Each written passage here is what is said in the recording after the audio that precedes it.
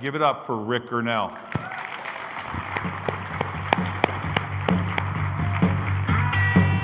Thank you. Thank you. You happen to have a relationship with Suzanne Somers, and when you got, unfortunately, sick, I thought maybe you could talk a little bit about that. I think it's a fascinating story. For those of you who had family members or friends that have suffered from cancer in any capacity, Rick's a survivor, and he's thriving with it. Here we are 11, 12 years later, right? Well, thank you. Thank you. It was obviously a terrible time in my life. I was working hard. I was actually a Fox News contributor on camera. I was doing Sean Hannity's show like twice a week, and all of a sudden I had this little lump in my neck and didn't really know what that was about. I kind of chalked it up to just being sick and, you know, your lymph nodes are swollen. Turns out that I had non-Hodgkin's lymphoma, stage 4, and I went from being diagnosed on a Wednesday to getting my first round of chemo the following Tuesday, 6 rounds of chemo. Suzanne Somers, because we both had homes in Palm Springs, she was a very close friend of mine, and she just took over my diet and really changed I had been a 23-year vegetarian, and I got lymphoma. And it didn't make sense. And so she took over my diet and basically said, from now on, everything you eat should spoil within 3 days, otherwise it's not good for you. Our body is designed to process these real things. And when you put chemicals inside, and this is one of the reasons I'm excited about Robert Kennedy coming in and really teaching America that preservatives are really bad, and we've got to change our diet, and we've got to change the way we grow our food. And I learned this from Suzanne Somers, who I would say was probably the premier person. She's written 23 books. You should go get her book. If you ever have anyone in your life that has breast cancer, get them Suzanne's book, because she will take you through how to mentally and physically beat it. We don't have time to kind of play these games of beating around the bush. I mean, life is really short. It's an amazing thing called life. Get out there, live it, have no regrets, and be as honest and transparent and also obviously kind, but be very transparent and don't waste time. I think that's what I've learned through cancer. Yeah, and Rick, by the way, give it up for Rick. He is literally, I will tell you, he's the essence of risk on. He's the essence of relationships, investing in yourself, staying your own course, knowing the competition, which you know when you go out there and do the things you do as a diplomat. You own the mistakes you make and you never give up. There's no question about it. The process is terrible. But that's why I talk about being as close to God during that process than I ever have been, because in the moments that you feel sorry for yourself or that you are the lowest, there are these balcony people who are in the balcony while you're on the stage of life, and they are cheering for you. They are yelling your name, and they are giving you standing ovations from the top. And those are the people you have to surround yourself with. And that's what I did, is I just looked for the people who were people that would encourage me. There are plenty of other people in this world to be a neighbor with, to be friends with, to be in a relationship with, to be in business with, that are balcony people. And that's what life is about. Yeah, I thought that this would be a good interview, but you've already exceeded my expectations. So I think that you're, I don't know, you're an amazing guy. I want people to learn how you got, because you are in the upper echelon of political connections of world power, and you do it in a way that's very diplomatic in the sense that you don't have to tell people who you know. Everybody knows that. But how did you get started? Like, how did you end up where you are?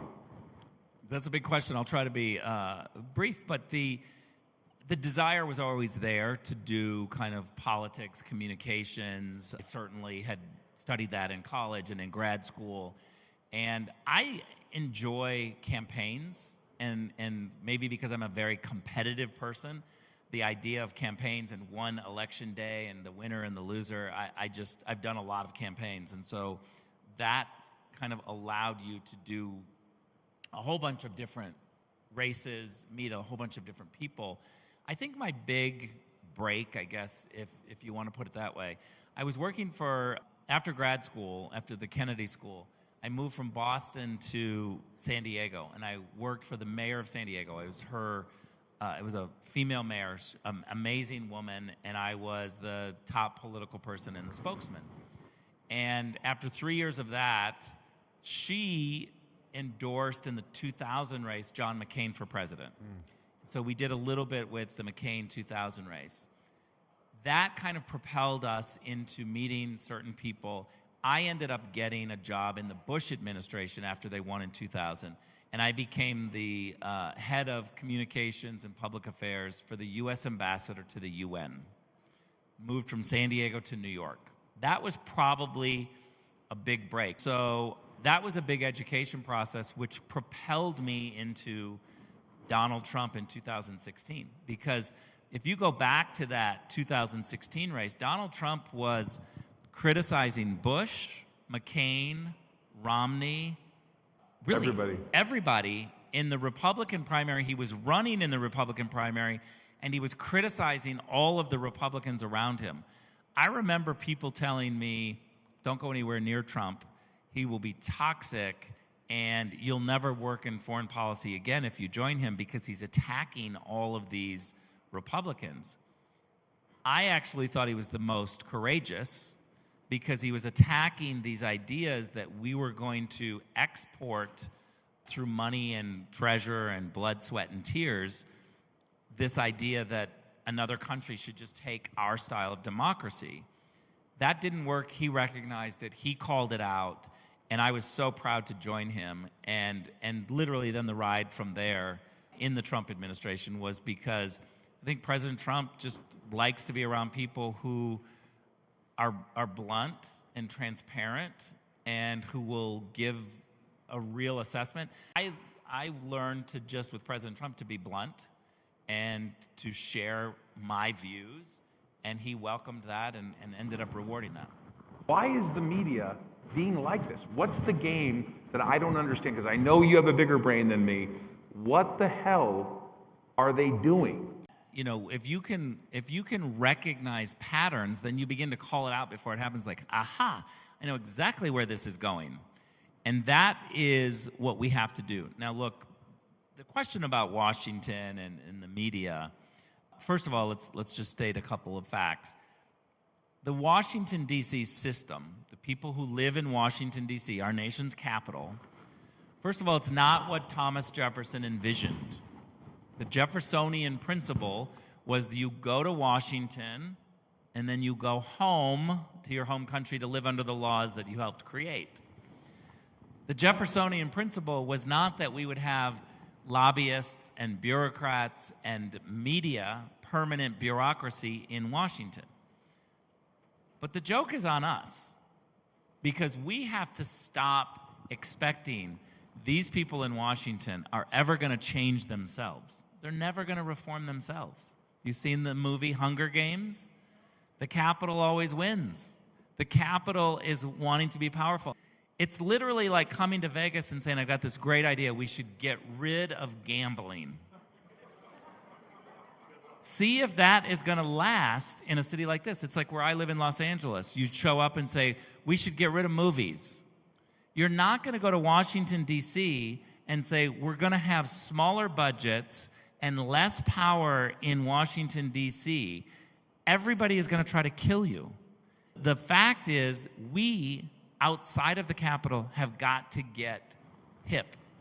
We've got to understand what's happening, and we've got to get more courageous. Because if we send people to Washington, D.C.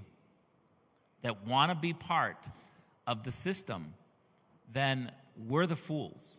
We've got to send outsiders. And one of the things that, I've said this to you before, one of the things that I look for are politicians buying houses in Washington, D.C. Do they want to live there? Or do they get on a plane and come back home? I want people who live, work, whose social life, whose church, mosque, whatever it is all the way back in their home state, in their community, because that's how you're going to get the American flavor back in Washington, D.C. We have to stop expecting them to reform themselves. And I would say to every single person in here, get on social media, talk about what you see in the world, not because you're going to have a huge following and you think that somehow you're going to become famous, but because we have a responsibility to share this information publicly so that we get the truth out. You know what's going on in your communities. You know the truth. Share it so that we don't have to just go to these reporters who are know-it-alls and want to control the rest of us. We're going around the filter.